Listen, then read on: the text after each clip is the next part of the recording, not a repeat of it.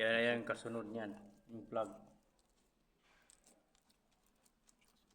Talagang siksik na siksik yan.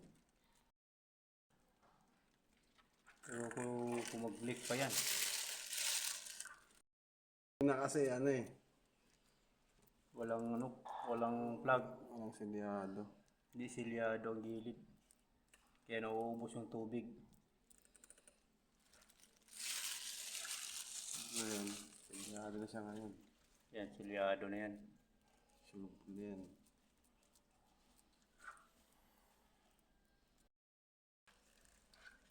Yung wall niya, ito na yun oh. Ganito din yun ang gagawin. Tigas na. Tigas na. Ang bilis na oh.